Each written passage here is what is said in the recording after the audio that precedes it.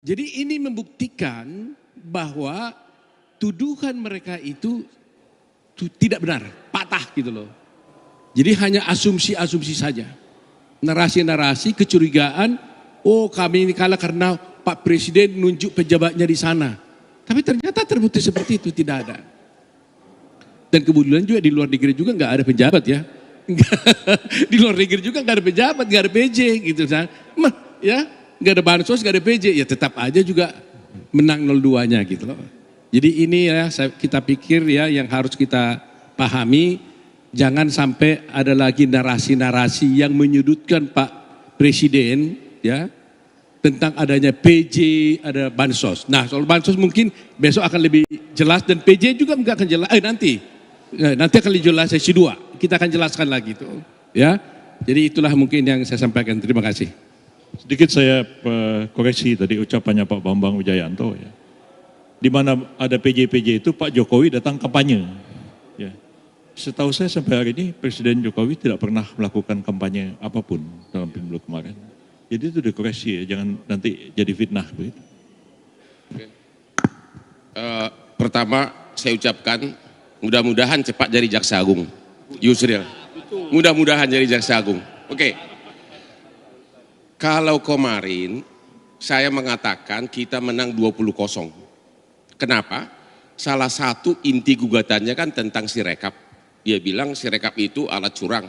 Kita udah patahkan karena ternyata putusan final itu bukan berdasarkan Sirekap tapi suara berdasarkan manual dan berjenjang. Jadi patah sudah satu bagian dari surat permohonan yaitu tentang Sirekap 20-0.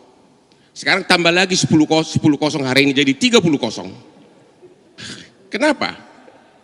Dari tadi yang dibahas adalah tentang nepotisme, TSM, dan keterlibatan Jokowi. Saya mau kasih tahu, Hotman ini walaupun tampaknya kayak rockstar, kemarin waktu Hakim yang mulia Arief membahas cincin saya langsung viral di mana-mana. Tapi Anda lupa, saya ini sudah 38 tahun pengacara. Dan 20 tahun di kantor raksasa dunia, 4 tahun di Australia dengan 700 pengacara bule.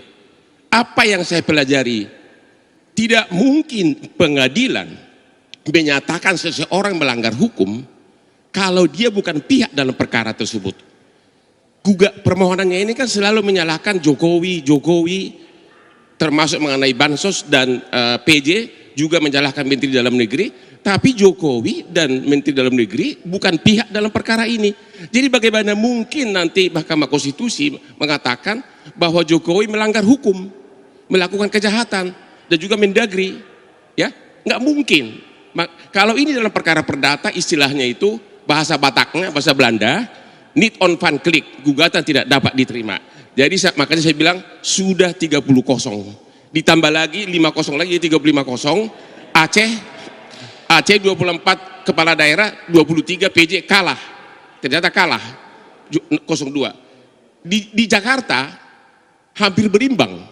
Kurang apalagi dekatnya sama pusat kekuasaan, tapi hampir berimbang 01 dan 02. Jadi sekali lagi hari ini 35-0. Nanti kalau nanti sore mengenai bansos mungkin akan genap 50-0. Itulah.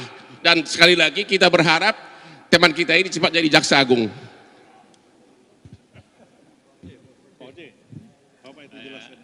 Begini, saya nulis buku mengenai deponering, saya bikin penelitian, dan status Bambang itu sampai hari ini masih tersangka.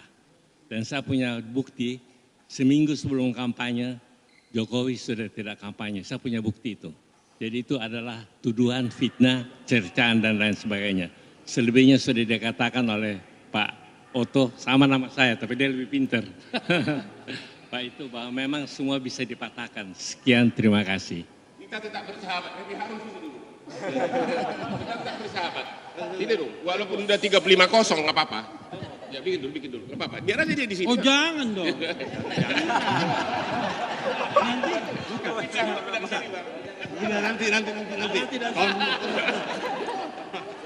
Nanti baru kau sambutan itu. Jadi terima kasih rekan-rekan wartawan. Jadi semua sudah disampaikan oleh Prof. Yusril, Prof. Otto, Bang Hotman, Hotman kata Refli Hotman. Si Bambang berubah nama ibu gua ngasih gua Hotman. Jadi semuanya akan kita tindak lanjuti semua dalam pemeriksaan saksi berikutnya. Yang akan lebih seru nanti pemeriksaan saksi mengenai bansos, mengenai PJ dan sebagainya, itu akan lebih seru lagi sore nanti. Sampai kita tunggu iklan selanjutnya. Silakan Pak Refri. Di pembuka. Oh, ini mic. Oh, ini stand-nya udah nggak ada.